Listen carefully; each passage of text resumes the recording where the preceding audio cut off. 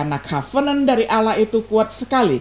Karena Allah lah yang berinisiasi atau menjadi inisiator untuk memberikan janji.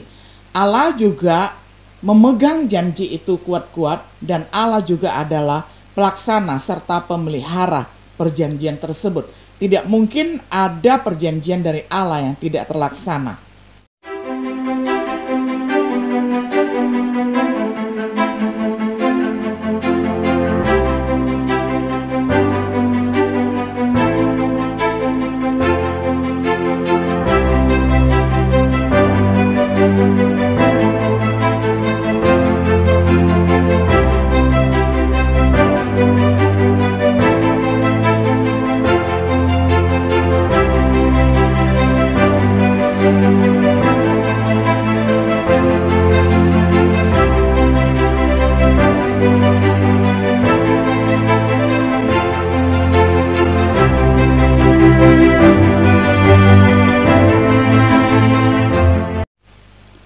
Shalom sahabat Biblika yang dikasih oleh Tuhan. Sungguh senang kita dapat berjumpa kembali di dalam acara refleksi sahabat Biblika. Pada hari ini kita tiba pada episode yang keempat di dalam serial pembahasan kitab Kisah Para Rasul dengan tema Kerajaan yang Dipulihkan. Kita akan membaca firman Tuhan bersama dari Kisah Para Rasul pasal 1 ayat 6-7. Saya akan bacakan untuk kita semuanya di dalam terjemahan sederhana Indonesia. Ketika rasul-rasul berkumpul, mereka bertanya kepada Yesus, "Tuhan, apakah sekarang waktunya Engkau mendirikan kembali kerajaan Israel, supaya negeri kita ini berdiri sendiri dan tidak lagi berada di bawah kekuasaan kerajaan Romawi?" Jawabnya kepada mereka, "Kalian tidak perlu mengetahui hari atau waktu yang sudah ditetapkan oleh Bapa menurut wewenangnya sendiri." Sampai sedemikian jauh pembacaan firman Tuhan dari Kisah Para Rasul 1 ayat 6-7. Sahabat Biblika yang dikasih oleh Tuhan, sebelum Yesus naik ke surga, murid-muridnya mengajukan pertanyaan, "Tuhan, apakah sekarang waktunya Engkau mendirikan kembali kerajaan Israel?" Di mana mereka diberitahu bahwa mereka tidak perlu mengetahui hari atau waktu yang sudah ditetapkan oleh Bapa menurut wewenangnya sendiri. Banyak komentar menyatakan bahwa para murid keliru memandang mengenai kerajaan Allah, bahwa mereka masih mencari kerajaan politik duniawi, bahwa mereka masih gagal untuk menghargai sifat kerohanian dari kerajaan Allah. Namun Yesus tidak mengoreksi mereka tentang sifat kerajaan Allah, hanya kekhawatiran mereka tentang waktu. Faktanya, ada alasan untuk percaya mereka tidak salah tentang sifat kerajaan Allah. Yang pertama, kita perhatikan pemahaman para murid Yesus. Selama pelayanan Yesus, mereka diberi hak istimewa untuk memahami tentang kerajaan Allah. Mereka diberikan untuk mengetahui misteri kerajaan Allah. Misalnya di dalam perumpamaan tentang kerajaan dijelaskan secara pribadi kepada mereka. Dapat dibaca di dalam Markus 4 ayat 30-34. Mereka mendengar Yesus berbicara secara terbuka tentang sifat kerajaan Allah. Ketika Yesus berbicara kepada orang-orang Farisi tentang kerajaan Allah, bagaimana kerajaan itu tidak akan kelihatan secara kasat mata, tetapi beberapa di dalam kamu. Jadi kerajaan Allah itu ada di dalam hati mereka.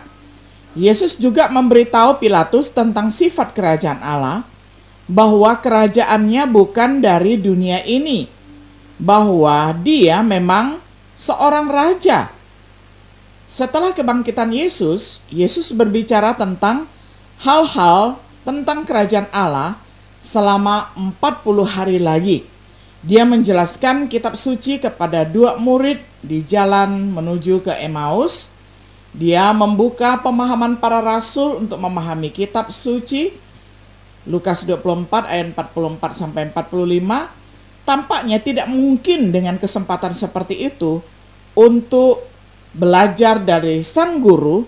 Para murid masih keliru tentang sifat kerajaan Allah. Yang kedua, kita perhatikan kerajaan yang dipulihkan dijanjikan di dalam perjanjian lama. Tuhan berjanji kepada Daud untuk mendirikan kerajaan dan tahtanya selama-lamanya.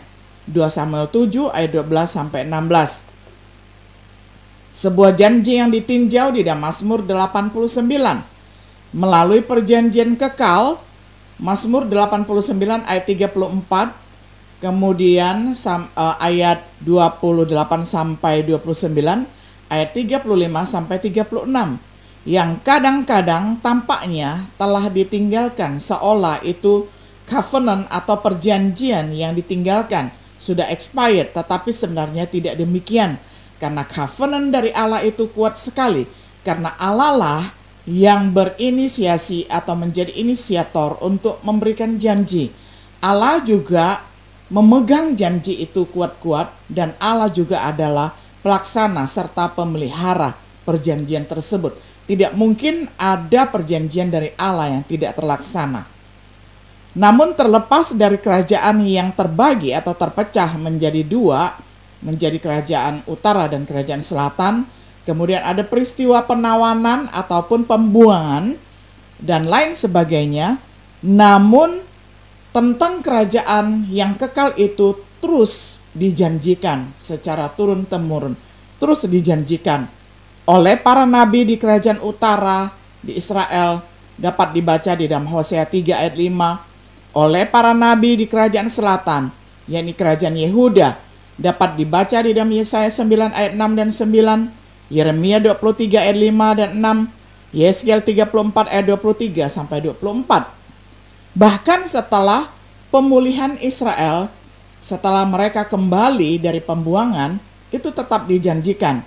Dapat dibaca di dalam Zakaria 6 ayat 12 hingga ayat 13. Lalu, janji yang sama diumumkan di dalam perjanjian baru.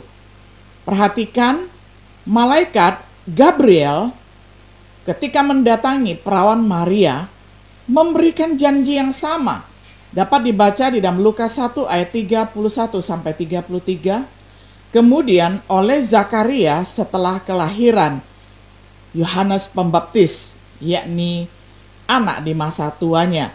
Dan kemudian oleh Petrus di dalam khotbahnya tentang Injil ketika mereka berkobar-kobar setelah kebangkitan Tuhan Yesus melayani, dapat dibaca di dalam Kisah Para Rasul 2 ayat 30 sampai 36.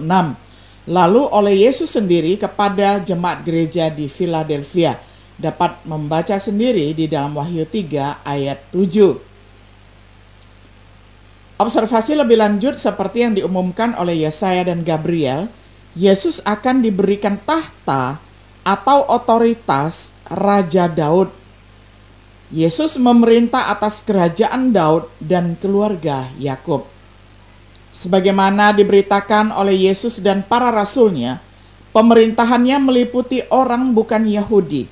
Yesus memiliki semua otoritas di surga dan di bumi. Injil harus disebarkan ke semua bangsa.